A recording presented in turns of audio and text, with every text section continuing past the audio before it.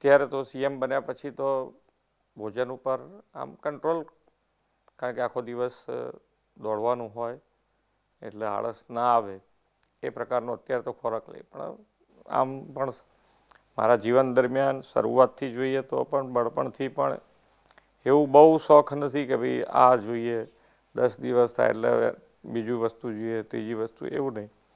પણ સાદો ખીચડી ફેવરિટ છે મારી ડીશ, અને સાદો ખોરાક અનુકૂળ વધારે એમ બહુ. પણ ભાજીપાઉં મને ભાવે એટલે ભાજીપાઉં કોક દિવસ, હજુ પણ ભાજીપાઉં યાદ આવી જાય તો ખાઈ.